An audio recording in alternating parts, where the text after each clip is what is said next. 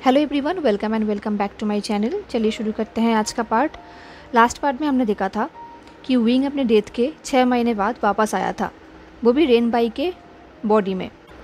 रेनबाई ने अपने सोल को विंग के लिए सेक्रीफाइस किया था, बिकॉज विंग की वजह से रेनबाई का पूरा फैमिली, पूरा क्लैन ख़त्म हो गया था। तो इसलिए रेनबाई विंग पर अपना रिवेंज लेना चाहता था। वो चाहता था कि विंग अपनी पूरी ज़िंदगी सफ़र करे। इसके लिए रेनबाई ने एक कर्स रिचुअल भी किया था। देन विंग को याद आया था कि उसने आयुआन को एक पेड़ के अंदर छुपा दिया था। देन विंग ने एम्पैथी की मदद से देखा कि आयुआन को लंजा लेकर गया है, तो विंग ने डिसाइड किया कि वो गुसू जाएगा। अब जब विंग को पता चला कि लंजा अभी दुनिया के नज़र में नहीं आता एंड जेबोचुन भी अभी मीटिंग्स को अटेंड नहीं कर रहे हैं, तब विंग बहुत ही वॉरिड हो गया। वो सोच रहा था ऐसा क्या हुआ होगा जो लंजा एंड जेबोचुन ऐसा बिहेव कर रहे हैं। विंग ऐसी हीलिंग से गुसू की तरफ जाने लगा अपने तलवार से। वो कंटिन्यू फ्लाई नहीं कर रहा था, वो कभी कभी फ्लाई कर रहा था एंड कभी कभी पैदल चल रहा था। थैंकफुली उसे इस बॉडी में कोई भी पहचान नहीं पा रहा था। अगर किसी ने पहचान लिया तो विंग की अभी डेथ हो जाएगी। विंग को फिर से वापस आए हुए 4 दिन हो गए एंड आज फाइनली विंग गुसू के पास चाई टाउन में पहुंच गया। उसने चाई टाउन में एक इन बुक किया। विंग ने देखा कि चाई टाउन में बहुत सारे लान डिसिपल्स ऐसे ही घूम रहे थे। थैंकफुली उनमें से कोई भी लान कुडेन, लान सिचन या फिर लंजा नहीं था। अगर वो लोग होते तो वो लोग ज़रूर विंग को पहचान लेते। देन विंग चाई टाउन के मार्केट में घूमने लगा। वो घूमते हुए सोच रहा था, पता नहीं क्यों उसे जैसे क्लाउड रेसर्स खींच रहा है। उसका बहुत मन कर रहा है कि वो अभी के अभी गुसू चला जाए। उसे पता है कि वहाँ पर उसका कोई भी नहीं है, कोई भी उसके लिए वेट नहीं कर रहा, फिर भी उसको बहुत मन कर रहा है कि वो गुसू जाए। शायद ये सब आयुआन के लिए हो रहा है। शायद विंग आयुआन को देखना चाहता है, इसलिए विंग ऐसा फील कर पा रहा है। ये सब सोचते हुए वो चाई टाउन में घूम रहा था, तभी उसे एम्परर स्माइल दिखा। ये देख के विंग को बहुत अच्छा लगा। वो इस अपॉर्चुनिटी को कभी भी मिस नहीं करेगा। उसे पता है कल जब वो गुसू घुसने की कोशिश करेगा तब ज़रूर वो पकड़ा जाएगा एंड उसके बाद से वो ये सब मज़ा नहीं कर पाएगा। तो इससे अच्छा वो आज रात थोड़ा मज़ा कर ले। उसने अपने लिए एम्परर स्माइल खरीदा, बट सैडली अब एम्परर स्माइल का टेस्ट सेम नहीं रहा। विंग को उतना भी अच्छा नहीं लग रहा था। एनीवेज, वो अपने रूम के विंडो के पास बैठा था एंड एम्परर स्माइल खा रहा था। तभी उसे विंडो के बाहर गुसू के डिसिपल्स के लाफ्टर एंड कन्वर्सेशन सुनाई दिया। वो उन्हें देख रहा था एंड सोच रहा था, पता नहीं कल जब वो अंदर जाएगा तब वो पकड़ा जाएगा भी या नहीं। वो ये सब सोचते हुए अपना एम्परर स्माइल खा रहा था। विंग को रियलाइज़ हुआ कि रेनबाई का तलवार, उसके अंदर कोई सोल तो नहीं है, बट फिर भी उसके अंदर कुछ पावर्स है जो विंग की बात कंप्लीटली नहीं सुन रहा। जैसे कि उस तलवार ने पहचान लिया है कि ये उसका मालिक नहीं है, ये उसके मालिक के बॉडी में कोई और है। वो विंग को लेकर फ्लाई तो कर रहा था, पर फिर भी कभी कभी वो विंग का बात नहीं सुन रहा था, जैसे कि वो विंग को पसंद ही नहीं करता। ये देख के विंग को बहुत ही ऑड लगा। जब वो ये सब सोच रहा था तब उसने देखा कि गुसू के डिसिपल्स की सिंपल प्रॉब्लम में पड़ गए हैं एंड विंग उसको हेल्प कर सकता है। तो विंग उनके पास दौड़ के गया एंड उसने उन्हें हेल्प किया। उसने उन डिसिपल्स को हेल्प तो किया, बट उसने थैंक्स के लिए वेट भी नहीं किया। हेल्प करने के बाद ही वो वहाँ से आगे चला गया। कुछ दूर जाने के बाद उसने अपने पॉकेट से कुछ निकाला एंड प्लॉट ट्विस्ट ये है कि जब वो उस डिसिपल का हेल्प कर रहा था तब उसने उसके पॉकेट से जेट टोकन चुरा लिया था। इससे पहले वो डिसिपल समझते विंग आगे चला गया। अब इस टोकन की मदद से विंग के लिए गुसू के अंदर जाना बहुत ही आसान हो जाएगा। उसने अपना तलवार निकाला एंड वो वहाँ से फ्लाई करने लगा। कुछ टाइम बाद विंग गुसू में पहुँच गया एंड वो गुसू के अंदर भी चला गया, वो भी छुप के। जब वो छुप के ऐसे ही जा रहा था तब उसे पुराने दिनों की याद आ गई। जब वो फर्स्ट टाइम गुसू में आया था, वो ऐसे ही छुप के अंदर गया था एम्परर स्माइल के साथ, एंड तब उसे लंजा ने पकड़ लिया था। बट आज लंजा वहाँ पर नहीं है उसे पकड़ने के लिए, और ना ही विंग के हाथों में एम्परर स्माइल है। बट एनीवेज, पुराने दिनों की याद आते ही विंग के फेस में स्माइल आ गया। देन विंग को याद आया कि गुसू तो जल गया था, बट उन लोगों ने फिर से गुसू को रिबिल्ड किया है एंड एग्जैक्टली सेम ही किया है, कोई भी चेंजेस नहीं है। विंग ट्रीज के पीछे छुप गया। उसने देखा कि आसपास बहुत सारे डिसिपल्स घूम तो रहे हैं, बट पुरानी जैसी बात नहीं है। आसपास बहुत शांत है, कोई भी बात नहीं कर रहा। कुछ डिसिपल्स विस्पर करते हुए बात तो कर रहे थे, बट विंग उन्हें ठीक से सुन नहीं पा रहा था। वो सुनने की बहुत कोशिश कर रहा था। दिन वो थोड़ा आगे गया एंड आगे जाके उसने देखा कि सामने एक और इंसान खड़ा है जो उसके लिए बहुत ही फैमिलियर है, एंड वो इंसान और कोई नहीं, लान कुरेन था। विंग उन्हें चुपके से देखने लगा। उसने देखा कि लान कुरेन बहुत ही चेंज हो गया है, वो पहले से बहुत ही ओल्ड हो गया है। विंग वहाँ पर ही ट्रीज़ के पीछे छुपा हुआ था। उसे समझ में नहीं आ रहा था कि आयुवान कहाँ पर होगा, वो उसे कहाँ ढूंढेगा। उसे पता है कि गुसू में मेंस एंड वुमेंस के क्वार्टर डिफरेंट है। वो सोच रहा था कि अब बच्चों का भी क्वार्टर डिफरेंट होगा। विंग ने कभी इसके बारे में सुना तो नहीं है। जब वो ये सब सोच रहा था तब लर्नकुरेन के पास एक और इंसान आया जिसे देख के विंग का हार्ट बीट एक सेकंड के लिए रुक गया था। एंड वो इंसान और कोई नहीं, जेबोचुन था, जो बिल्कुल लंचा की तरह दिखते हैं। बट ऑफ कोर्स विंग लंचा को पहचानता है। वो कहीं भी लंचा को पहचानने में गलत नहीं कर सकता। उसने देखा कि जेबोचुन अंकल के साथ बात कर रहे हैं। वो दोनों बहुत ही सीरियस है। जेबोचुन अपने हेड को शेक करते हुए कुछ कह रहे थे, जिसे सुन के अंकल सैड हो गए। विंग सोच रहा था ऐसा क्या हुआ होगा जो वो लोग ऐसा बिहेव कर रहे हैं। विंग कुछ सुन नहीं पा रहा था, तो उसने और भी क्लोज जाने की कोशिश किया ताकि वो सुन सके। एंड जब वो ऐसा करने की कोशिश कर रहा था तब उसने गलती से अपने पैर से एक आवाज़ कर दिया। ये सुन के एक डिसिपल ने कहा, कौन है वहाँ? ये सुन के जेबोचुन का एंड लानकुरेन का अटेंशन भी उसके ऊपर गया। ये देख के विंग डर गया। वो सोच रहा था उसने अभी तक आयुवान को ढूंढा भी नहीं है। अगर वो अभी पकड़ा गया तो वो कुछ भी नहीं कर सकता। ये सोच के वो दौड़ने लगा। तभी जेबोचुन ने अपने तलवार फेंका, बट फिर भी विंग वहाँ से बच गया एंड वो दौड़ने लगा। लोग भी उसके पीछे दौड़ रहे थे, सब लोग चिल्ला रहे थे, बट विंग नहीं रुका। वो कंटिन्यू दौड़ने लगा। दिन वो दौड़ते हुए बहुत दूर आ गया। वो गुसू के एक पार्ट में आ गया जिसे वो पहचानता भी नहीं है। यहाँ पर वो पहली बार आ रहा था। ये प्लेस उसके लिए बहुत ही अनफेमिलियर है। यहाँ पर कोई भी नहीं है।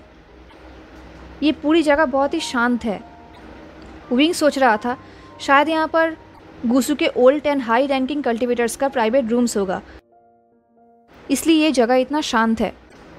वहाँ पे बहुत सारा बिल्डिंग्स तो था, बट वहाँ पर एक बिल्डिंग था जो विंग के लिए बहुत ही आई कैचिंग था, जो थोड़ा दूर था। एक छोटा सा हट जो बैक हिल्स के बहुत ही पास था। उसके आसपास बहुत सारे स्मॉल हिल्स थे। उसके आसपास बहुत सारे गार्डन्स थे, बहुत फ्लावर्स थे एंड बहुत सारे पॉन्ड्स भी थे, जो बहुत ब्यूटीफुल था। विंग इस जगह को पहली बार देख रहा था। ये प्लेस बिल्कुल ड्रीम जैसा था। एंड पता नहीं क्यों विंग उस हट की तरफ खींचता चला गया। उसे पता है कि उसके पीछे लोग दौड़ रहे हैं उसे पकड़ने के लिए। कोई भी यहाँ पर आ सकता है, उसे पकड़ सकता है, बट फिर भी विंग नहीं रुका। वो उस हट की तरफ जाने लगा। वो फाइनली डोर के सामने पहुँच गया। उसने धीरे से डोर को अनलॉक किया एंड वो अंदर गया। जब वो रूम के अंदर गया वो सरप्राइज़ हो गया। उसे बाहर से लगा था कि रूम के अंदर कोई रोशनी नहीं होगी, बिकॉज विंग ने देखा था कि रूम के बाहर जो खिड़कियाँ है वो कर्टेन से बंद है। बट रूम के अंदर आने के बाद विंग ने देखा कि वो खिड़कियाँ अंदर से बिल्कुल ओपन है, इसलिए रूम के अंदर थोड़ा सा रोशनी आ रहा था। विंग ने देखा कि रूम बहुत ही क्लीन है, जैसे कि इसे कोई यूज़ ही नहीं करता। टेबल्स भी एम्प्टी है एंड वहाँ पर एक गुचिन है, बट उसे वाइट कपड़ों से रैप किया हुआ है। विंग सोच रहा था यहाँ पर जो कोई भी रहता है वो इस वक्त इस रूम पे नहीं है, इसलिए ये रूम इतना शांत है। विंग को लगा ये उसके लिए सेफ प्लेस होगा छुपने के लिए। यहाँ पर उसे कोई भी ढूंढ नहीं पाएगा। विंग ने खिड़की के अंदर से देखा कि बाहर लोग जा तो रहे थे, बट कोई भी इस तरफ नहीं आ रहा था। विंग सोच रहा था शायद यहाँ पर कोई भी नहीं आता।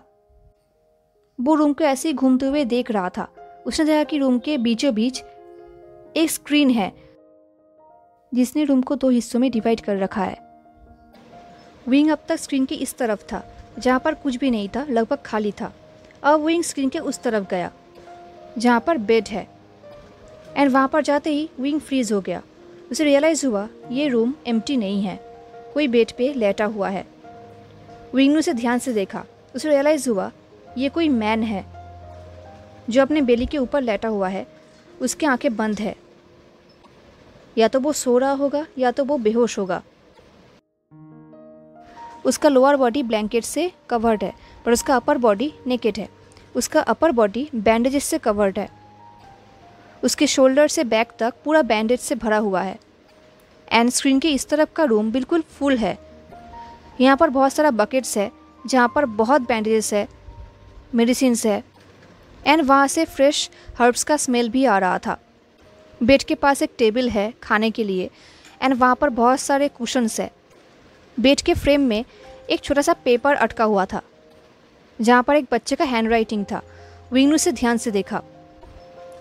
वहाँ पर लिखा हुआ था गग्गा के लिए। ये चीज़ वहाँ पर 2 बार लिखा हुआ था। उसे देखकर ही लग रहा था कि ये हैंड राइटिंग किसी बच्चे का है जो अभी अभी लिखना सीख रहा है। उस बच्चे ने वहाँ पर एक स्माइली भी ड्रॉ किया था। देन विंग ने फिर से उस मैन की तरफ देखा। वो उसके इंजरीज तो देख नहीं पा रहा था बिकॉज वो बैंडेजेस से बिल्कुल ढका हुआ था। बट विंग ने देखा कि ये इंसान बहुत ही पेल है, बिल्कुल भी एलिगेंट नहीं लग रहा। उसे देख के बिल्कुल भी नहीं लग रहा कि वो लान क्लैन से है। वो बहुत थीन है। उसका हेयर भी मेसी है जो ऊपर की तरफ है ताकि वो हेयर उसके बैक पे ना पड़े। बट उसके फॉरहेड पे एक रिबन है जो क्लाउड पैटर्न के है। इसे देख के समझ में आ रहा है कि ये लान क्लैन का डायरेक्ट मेंबर है। विंग ने उसके फेस को देखने की कोशिश किया बट विंग ने देखा कि उसके आइज़ क्लोज है। इससे पहले विंग और कुछ समझता, उस इंसान ने ब्लिंक किया। उसके आइज़ देख के लग रहा था कि उसका आइज़ बहुत ही डल है, वो बहुत पेन में है एंड वो फ्रोन्ड है, कन्फ्यूज्ड है। ये देख के विंग वहाँ पर नील्ड हुआ एंड वो उसे और भी क्लोजली देखने लगा। जैसे उस मैन ने विंग को देखा, उसने एक शार्प ब्रेथ लिया एंड उसने अपने हेड को लिफ्ट करने की कोशिश किया। वो कुछ कहना चाहता था बट वो कुछ कह नहीं पा रहा था। उसे देख के लग रहा था कि वो गुस्सा है एंड डरा हुआ भी। ऑफ कोर्स वो डरा हुआ होगा बिकॉज वो अभी हेल्पलेस है। वो अभी कुछ भी नहीं कर सकता एंड वो अभी चिल्ला भी नहीं सकता हेल्प के लिए। विंग उसे ध्यान से देखने लगा एंड तभी उन दोनों का आई कांटेक्ट हुआ। जैसे विंग ने उसके गोल्डन आइज देखा, वो बिल्कुल शॉक्ड हो गया। वही golden and unique eyes. Wing समझ गया ये इंसान कौन है। उसने कहा, लंजा। ये बोल के वो सोचने लगा, ये पॉसिबल नहीं हो सकता, ये लंजा नहीं हो सकता। एंड जैसे विंग ने लंजा कहा, लंजा गुस्सा नहीं हुआ बल्कि वो शॉक्ड हो गया। उसने विस्पर करते हुए कहा, कौन? तुम? ये सुन के विंग और भी क्लोज आया। उसने कहा, लंजा? तुम लंजा हो, राइट? पर तुम कैसे? विंग के मुंह से ये सब सुन के लंजा बिल्कुल शॉक्ड हो गया। लंजा ऐसा इंसान नहीं है जो अपने प्राइवेट रूम पे किसी स्ट्रेंजर के साथ बात करेगा। बट ये इंसान स्ट्रेंजर नहीं लगता। इसकी बातें सुनकर लंजा बिल्कुल शॉक्ड हो गया। वो हिलने की कोशिश करने लगा। ये देख के विंग एक स्टेप पीछे चला गया बट फिर वो लंजा को ही देखने लगा। लंजा ने विस्पर करते हुए कहा, तुम्हारा नाम? ये सुन के विंग शॉक्ड हो गया। उसे रियलाइज़ हुआ कि उसने फिर से सब कुछ मिस कर दिया है। उसके अलावा ऐसा कोई भी इंसान नहीं है जो लंजा को उसके बर्थ नेम से बुलाता हो। इनफैक्ट उसके अंकल एंड भाई भी उसे वांगजी कह के बुलाता है एंड लंजा का कोई दोस्त भी नहीं है, तो ऑफकोर्स लंजा उसे पहचान लेगा। लंजा सिर्फ विंग को ही देखने लगा। वो अभी तक शॉक्ड था। लंजा ने फिर से कहा, तुम्हारा नाम? लंजा का वॉइस सुन के लग रहा था कि वो प्लीड कर रहा हो। उसने कहा, तुम? ये बोल के लंजा ने अपने हाथ आगे बढ़ाया विंग को टच करने के लिए। हालांकि उसे पता था कि वो विंग को भी टच नहीं कर सकता, विंग बहुत दूर है। विंग को टच करने के लिए लंजा को उठना पड़ेगा जो उसके लिए पॉसिबल नहीं है। पर उसने फिर भी अपने हाथ को आगे बढ़ाया। उसे बहुत पेन हो रहा था पर फिर भी उसने अपने हाथ को आगे बढ़ाया विंग की तरफ। ये देख के विंग सोच रहा था, ऑफकोर्स लंजा उसे वुईवुशियन नहीं सोच रहा। ऑफकोर्स लंजा नहीं चाहता कि वो वुईवुशियन हो बिकॉज लंजा ऑलरेडी पेन में है। ऑफकोर्स वो वुईवुशियन को भी यहाँ पर देखना नहीं चाहता, राइट? विंग यही सब सोच रहा था। देन विंग ने कहा, मैं। इसके आगे विंग और कुछ कहता, किसी ने चिल्ला कर कहा, तुम यहाँ पर क्या कर रहे हो? ये वॉइस जेबोजुन का था। विंग पहली बार जेबोजुन का ऐसे एंग्री वॉइस सुन रहा था। इससे पहले विंग कुछ कहता, जेबोजुन उसके पास आया एंड उसे लंजा से अलग किया एंड दूर फेंक दिया। देन जेबोजुन ने उसकी तरफ तलवार पॉइंटिंग किया और गुस्से में कहा, तुम यहाँ पर क्या कर रहे हो? तुम क्या चाहते हो? ये सब देख के विंग शॉक्ड हो गया। उसके अंदर कोई आंसर नहीं आ रहा था। उसने सिर्फ एक ही क्वेश्चन पूछा। उसने कहा, लंजा को क्या हुआ है? तब तक वहाँ पर बहुत सारे लोग आ चुके थे, इनफैक्ट लान कुरेन भी। सब लोगों ने विंग की तरफ तलवार पॉइंटिंग किया। ज़ेबोचुन ने ऑर्डर करते हुए कहा, इसे यहाँ से लेकर जाओ। सब लोग विंग को खींचकर वहाँ से लेकर जाने लगे। ज़ेबोचुन लंजा के पास आए एंड उन्होंने कहा, मैं अभी चेक करता हूँ वांग जी कि वो कौन है, तुम चिंता मत करो। इससे पहले ज़ेबोचुन वहाँ से जाते लंजा ने कहा, स्टॉप। ये सुन के ज़ेबोचुन फ्रीज हो गए। उन्होंने अपने भाई की तरफ देखा। ज़ेबोचुन ने कहा, वांग जी तुम क्या कर रहे हो? बिकॉज लंजा उड़ने की कोशिश कर रहा था, वो हिलने की कोशिश कर रहा था, वो काँप रहा था। ये देख के ज़ेबोचुन लंजा के सामने नील्ड हो गए। उन्होंने लंजा के हाथ को पकड़ा और कहा, उसने तुम्हें क्या किया है वांग जी? लंजा ने कपकपाते हुए वॉइस में कहा, वापस लाओ, उसे वापस लाओ। लंजा बहुत ही पैनिक हो गया। ये देख के ज़ेबोचुन भी पैनिक हो गए। ज़ेबोचुन ने कहा, वांग जी प्लीज़ तुम लेट जाओ, मूव करना बंद करो। बिकॉज लंजा के बॉडी से फिर से ब्लीडिंग हो रहा था। डॉक्टर्स ने बहुत कोशिश करके लंजा का ब्लीडिंग रोका था 1 महीने से, एंड 1 महीने बाद फिर से उसे ब्लीडिंग हो रहा था। ये देख के ज़ेबोचुन डर गए। लंजा ने पैनिक होकर कहा, नहीं। ये बोलकर लंजा ने ज़ेबोचुन के स्लीव्स को पकड़ लिया। लंजा को ऐसे देख के ज़ेबोचुन शॉक्ड हो गए। इतने टाइम से लंजा बिल्कुल डेड की तरह था, एंड आज उसका भाई रिस्पॉन्स कर रहा है। ये ज़ेबोचुन के लिए बहुत ही शॉकिंग था। लंजा ने एक बार भी ज़ेबोचुन की तरफ नहीं देखा।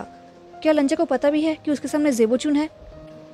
लंजा सिर्फ डोर की तरफ देखने लगा जहाँ पर वो स्ट्रेंजर था। लंजा बहुत ही ज़्यादा हिलने लगा। ये देख के ज़ेबोचुन ने कहा, वांग जी रुक जाओ, तुम अपने आप को हर्ट कर रहे हो। बट लंजा नहीं रुका। लंजा ने कहा, उसे वापस लेकर आओ। फाइनली वहाँ पर 2 हीलर्स आ गए, आई मीन 2 डॉक्टर्स, जिन्होंने लंजा को टाइटली पकड़ लिया एंड हिलने से रोका। ये देख के लंजा ने चिल्लाकर कहा, हट जाओ यहाँ से। बट वो लोग नहीं रुके। डॉक्टर लान जियाओ ने एक नीडल निकाला और कहा, आई एम वेरी सॉरी हैंग वांगजुन। बोल के डॉक्टर ने लंजा के फॉरहेड पे उस नीडल को स्टिक कर दिया। इससे लंजा शॉक्ड हो गया। लंजा ने ज़ेबोचुन की तरफ देखा, वो भी बिट्रेड आइज से। लंजा को फिर से 2 नीडल स्टिक किया गया। अब लंजा बेहोश होने ही वाला था, पर उसने फिर से कहा, उसे वापस लेकर आओ। ये बोल के लंजा ने अपनी आंखें बंद कर लिया एंड उसका बॉडी फिर से नम हो गया एंड वो सो गया। ये सब देख के ज़ेबोचुन शॉक्ड हो गए। ज़ेबोचुन को बहुत बुरा लग रहा था, उन्हें रोना आ रहा था। डॉक्टर लान जियाओ लंजा के बैंडेजेस चेंज करने लगे। उन लोगों ने देखा कि लंजा को बहुत ब्लीडिंग हुआ। ये देख के डॉक्टर ने कहा, आई एम सॉरी ज़ेबोचुन, हम लोगों ने 1 मंथ से जो भी प्रोसेस किया था, जो भी प्रोग्रेस किया था, अब सब नष्ट हो गया। उसे स्टिल रहना था, बट वो नहीं रहा। क्या हुआ था? ज़ेबोचुन कुछ टाइम तक साइलेंट रहे। वो सिर्फ अपने भाई को देखने लगे। दिन ज़ेबोचुन ने कहा, एक स्ट्रेंजर आया था यहाँ पर। हमें उसके इंटेंशंस नहीं पता, बट वो भागते हुए यहाँ पर आया एंड वो यहाँ पर ही छुप गया एंड उसने ही वांग जी का ये हालत किया है। तभी डॉक्टर ने कहा, एक स्ट्रेंजर गुसू में कैसे? ज़ेबोचुन ने कहा, हमें ये पता लगाना होगा। हमने उसे ऑलरेडी पकड़ लिया है। दिन ज़ेबोचुन ने पूछा, वांग जी कब तक बेहोश रहेगा? डॉक्टर ने कहा, एटलीस्ट कुछ घंटों तक, जब तक उसका ब्लीडिंग रुक ना जाए। उसका स्टेट अभी बहुत बुरा है, हम कुछ भी नहीं कर सकते एंड अब उसका बॉडी और डैमेज नहीं ले सकता। आई एम सॉरी टू से, बट सेकेंड यामास्टर लान का चांस बहुत ही कम है। ये सुन के ज़ेबोचुन ने नोट किया। उन्हें ये बात पता है, वो ये बात 6 महीने से सुन रहे हैं एंड ज़ेबोचुन जब भी ये बात सुनते हैं उनका दिल टूट जाता है। ज़ेबोचुन ने लंजा के हाथ को टाइटली पकड़ा और कहा, मुझे माफ़ करना, मैं कोशिश करूँगा एंड मैं पता लगाऊंगा कि वो इंसान क्या चाहता है। एंड अगर वो, ये बोल के ज़ेबोचुन रुक गए। ज़ेबोचुन को कुछ तो डाउट हो रहा था, बट वो अभी तक श्योर नहीं थे, बिकॉज उन्हें लगता है कि इम्पॉसिबल है। बट लंजा का रिएक्शन देख के लग रहा था कि कुछ तो हुआ होगा, वरना वांग जी ऐसा रिएक्शन नहीं करता। ज़ेबोचुन ने डॉक्टर की तरफ देखा और कहा, मैं आज उस बच्चे को यहाँ पर लेकर नहीं आऊँगा, ठीक है? डॉक्टर समझ गए कि ज़ेबोचुन आयुवान की बात कर रहे हैं। डॉक्टर्स ने नोट किया, बिकॉज आज अगर आयुवान यहाँ पर आएगा तो वो लंजा को देखकर बहुत रोएगा, उसे बहुत बुरा लगेगा एंड वो लोग ये सब नहीं चाहते। फाइनली ज़ेबोचुन वहाँ से निकल गए एंड वो उस रूम पर गए जहाँ पर विंग को रखा गया था। विंग के साथ वहाँ पर अंकिल एंड बहुत सारे डिसिपल्स थे जो विंग की तरफ तलवार पॉइंटिंग किए हुए थे। जैसे ही विंग ने ज़ेबोचुन को देखा उसने सैल्यूट किया और कहा ज़ेबोचुन। ज़ेबोचुन ने विंग को ध्यान से देखा। ज़ेबोचुन ने देखा कि विंग बिल्कुल भी सिमिलर नहीं दिखता एंड उसका एज भी 20 नहीं लगता, थोड़ा सा ओल्ड लगता है। उसका हेयर, उसका फेस बिल्कुल चेंज हो गया है एंड उसके हेयर में एक पर्पल रिबन भी है। उसके पास एक तलवार भी था जो अभी अंकल के पास है। ज़ेबोचुन ने कहा तुम कौन हो? विंग ने कुछ भी नहीं कहा। तो अंकल ने कहा उसने अपना नाम नहीं बताया। जब से वो यहाँ पर आया है उसने अपने बारे में कुछ भी नहीं कहा, सिर्फ उसने वांगजी के बारे में पूछा। विंग ने कहा मैं ज़ेबोचुन से ज़रूर बात करूँगा। ज़ेबोचुन ने विंग को बहुत ही कोल्डली देखा। देन उन्होंने कहा तुमने मेरे भाई के रूम में क्या किया? ये बोल के ज़ेबोचुन विंग को ध्यान से देखने लगे। उन्होंने देखा कि विंग का कपड़ा क्लीन है, डिसेंट है एंड बहुत सिंपल है। उसके बॉडी में कोई भी क्लैन सिंबल नहीं है एंड उसका तलवार भी बहुत प्लेन है। उसे देख के समझा नहीं जा सकता कि वो कौन सी क्लैन से है। वो कोई रिच मैन तो नहीं है, शायद कोई नॉर्मल कल्टीवेटर होगा जिसके किसी भी क्लैन से कोई भी रिश्ता नहीं है। तभी ज़ेबोचुन को अपने भाई की बात याद आ रही थी। लंजा ने कहा था उसे वापस लेकर आओ। ज़ेबोचुन सोच रहा था वांगजी ऐसा क्यों चाहता है। तभी विंग ने कहा मुझे पता नहीं था कि वो आपका भाई का रूम है। मुझे लगा था कि वो रूम खाली है एंड दरवाज़ा भी बंद था, इसलिए मैं वहाँ पर चला गया छुपने के लिए। ये सुन के ज़ेबोचुन को थोड़ा बिलीव हुआ, बिकॉज विंग को देखकर नहीं लग रहा था कि वो वांगजी को हार्म पहुँचा सकता है। ज़ेबोचुन ने कहा तुम यहाँ पर क्यों आए हो? तुमने गुसू का बैरियर्स कैसे क्रॉस किया? तुम कौन हो? तभी विंग ने कहा प्लीज़ मुझे माफ़ करना, मैं रेनबाई हूँ, कर्टेसी नेम उजिंग। मैं आप लोगों को परेशान नहीं करना चाहता था। मैं यहाँ पर कुछ पर्सनल मैटर के लिए आया हूँ जिसे मैं फ्रीली डिस्कस नहीं कर सकता था, इसलिए। ये बोल के विंग ने जेट टोकन को सामने रखा और कहा प्लीज़ इसके ओनर को पनिशमेंट मत देना। मैंने ये छुप के लिए है, उसे पता भी नहीं है। ज़ेबोचुन ने पूछा तुम यहाँ पर क्यों आए हो? विंग ने कहा मैं ये बात आपको अकेले में बताना चाहता हूँ। मैं आपको एश्योर करता हूँ कि मैं कोई भी हार्म नहीं करूँगा। मैं यहाँ पर फाइट के इंटेंशन से नहीं आया हूँ। ये देख के अंकल ने गुस्से में कहा अब तुम डिमांड भी कर रहे हो? ज़ेबोचुन ने हेजिटेंटली विंग की आंखों में देखा। उसे देख के लग रहा था कि वो बहुत ही ऑनेस्ट है, थोड़ा सा डरा हुआ है। उसे देख के लग रहा था कि उसने एक्सपेक्ट भी नहीं किया था कि वो पकड़ा जाएगा। एंड उस इंसान ने कहा कि उसने टोकन को छुपके से लिया है। क्या ये इंसान कोई स्पाई है? तभी ज़ेबोचुन को फिर से वांगजी की बात याद आ गई। लंजा ने कहा था उसे वापस लेकर आओ। एंड आज लंजा को ऐसे देख के ज़ेबोचुन शॉक था। 6 महीने में ये पहली बार हो रहा था जब लंजा ऐसा रिएक्ट कर रहा था, बिकॉज 6 महीने से लंजा बिल्कुल डेड की तरह था। तभी ज़ेबोचुन ने कहा इट्स फाइन अंकल, क्या आप लोग हमें अकेले छोड़ सकते हैं कुछ टाइम के लिए? अंकल ने कहा बट सीचेन। ज़ेबोचुन ने कहा प्लीज़ अंकल। अंकल ने शाय किया एंड सब लोग वहाँ से निकल गए। अब उस रूम पे सिर्फ ज़ेबोचुन एंड विंग था। ये देख के विंग ने शाय किया। उसे थोड़ा रिलीफ फील हुआ।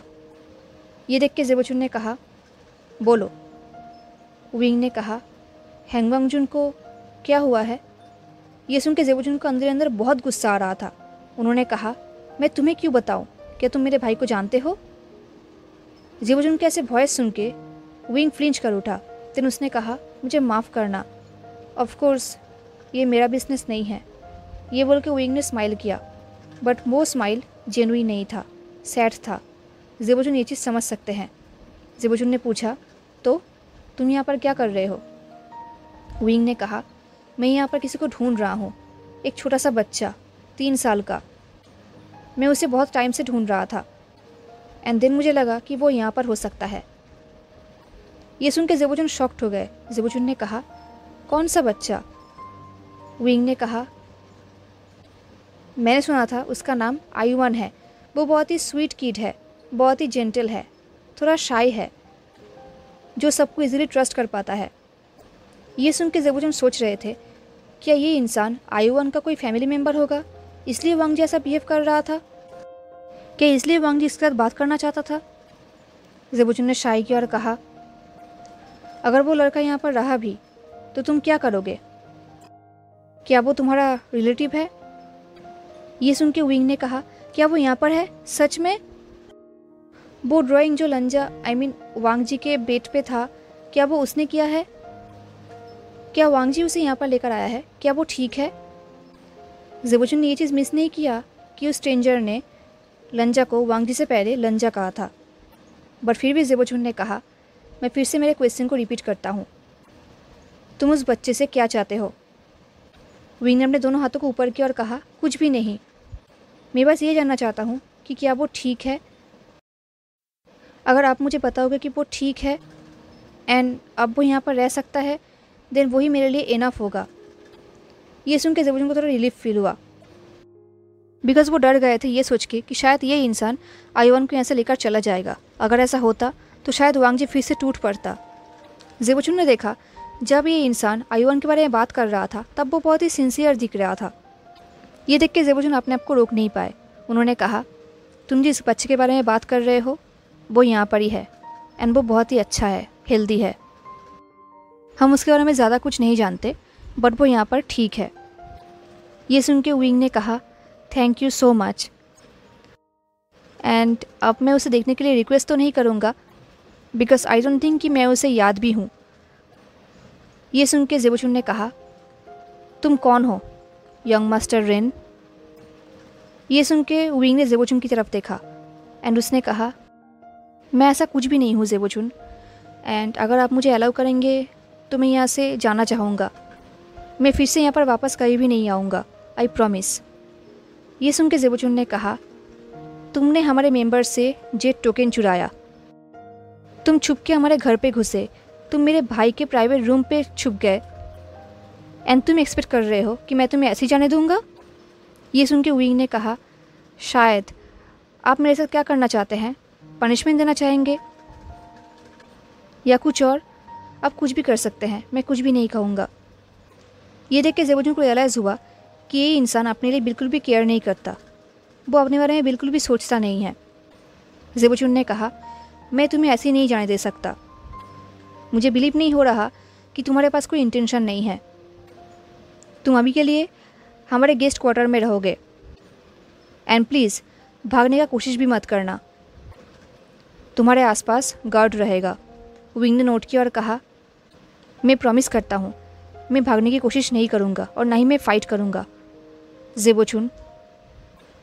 ये सुन के ज़ेबुचुन ने विंग को एक क्वेश्चनिंग लुक दिया तो विंग ने कहा, हैंगवांग जून जल्दी ठीक हो जाएंगे ना? ज़ेबुचुन ने देखा कि इस मैन के फेस में जेन्युइन कंसर्न था। उन्होंने शाई किया और कहा, शायद। ये सुन के विंग ने नोट किया। हेलो एवरीवन, तो कैसा लगा आपको आज का पार्ट? ज़रूर बताना। मिलते हैं नेक्स्ट पार्ट में, तब तक के लिए tata, take care, stay safe, bye.